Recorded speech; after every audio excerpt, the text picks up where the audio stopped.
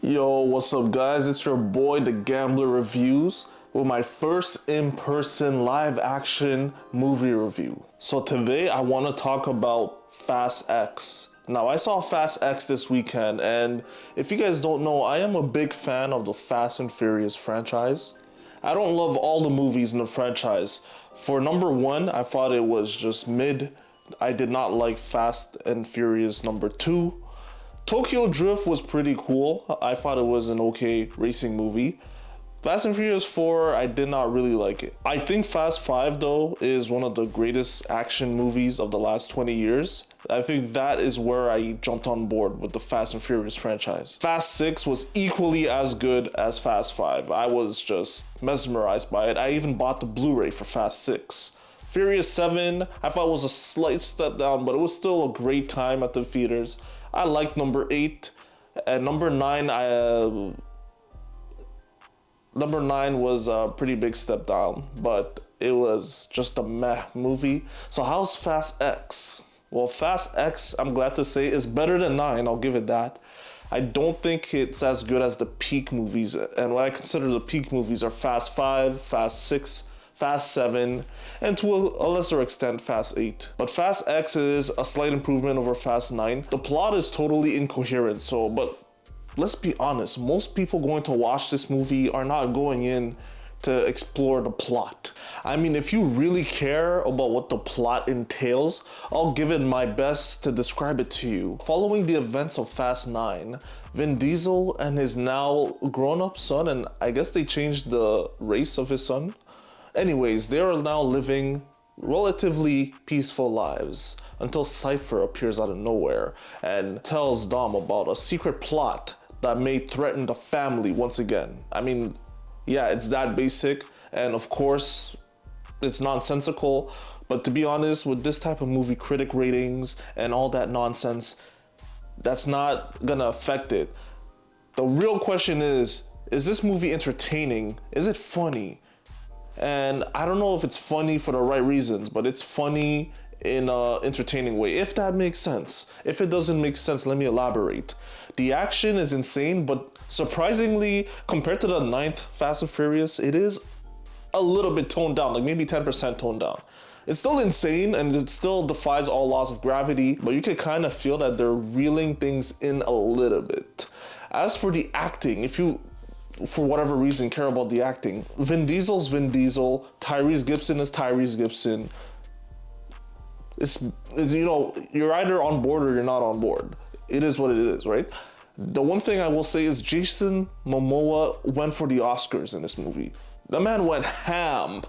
The man went crazy. This guy was trying to beat Heath Ledger at who can be the best Joker. No, in all seriousness though, every scene that Jason Momoa is in is a scene stealer. And I mean that in a good way. He appears and everybody's just cracking up and he has some cheesy ass dialogue, but the way he says it, it just comes off as like, yeah, it works. I would honestly say that another person I want to give praise to is your boy, John Cena. In the last movie, for about 90% of it, he was the villain. In this movie, he basically is a good guy again, and he plays the role that Jason Statham played in Fast 8, in being kind of like the babysitter for Dom's child. And they go on this road trip, you know, to meet up with the family in Europe or some shit. And every scene with the kid and John Cena is a very cute, very funny, very cool scene. And I mean, the kid also, I have to mention, the kid is out here like blowing up terrorists. I mean, granted they're terrorists, but still, like, he's out here shooting missiles and shit. And this guy's probably not even 10. I mean, it's Fast X, so anything can happen. But yeah, if you're concerned about like child protection and whatnot, I don't know if this is a movie for you. Otherwise, the action in this movie, I thought was good. It wasn't the greatest action choreography I've ever seen in my life. It was no John Wick 4, but it was passable for the most part. I liked that they kind of added one racing scene in this. We haven't really seen a racing scene in a Fast and Furious movie since probably Fast 6 or Fast 5. So that was cool to see.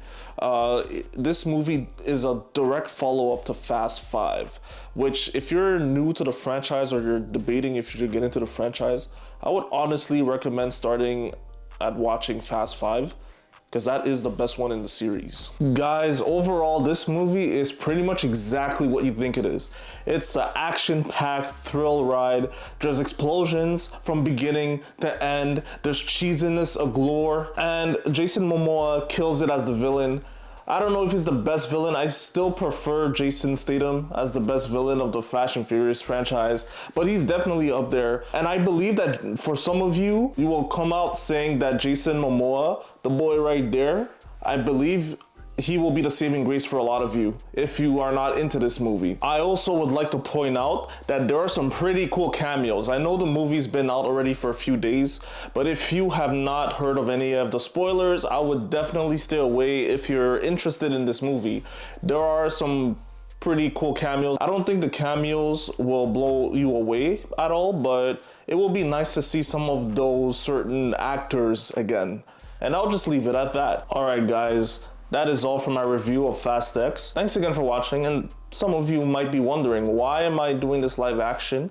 I'm trying to transition into live action video, and this will allow me to upload more frequently. I'm thinking of some new ideas to add to the channel, just to add variety and have more content to upload than just movie reviews, such as movie news and discussions. And I believe that filming this live action will allow me to upload it much more regularly. Hopefully you guys liked it. I know for the first live action video that I'm making, it's pretty rough, but it will get better over time as I learn how to maneuver into live action movie reviews and commentary. Also, the background, I'm still working on the background. It's pretty rough right now, but it will be improved over time and it will look a bit more professional. But this is kind of a rough idea of what kind of background that I'm going for. If you guys have any suggestions on how I can revamp the channel or make some changes to it, feel free to leave it in the comment section. Like and subscribe as always. We're almost at 300 subscribers, and I know a lot of you probably have way more than that, but for me, this will be a big milestone for this channel. This channel reached 200 subscribers a long time ago, probably back in like 2015. So almost 10 years and we're at 300. Hopefully we'll get to 1,000 real soon. So please like and subscribe to help me out in this channel growth. If you like the content, of course. Thanks again for watching, guys. And stay tuned for my review of Spider-Man Across the Spider-Verse, coming real soon.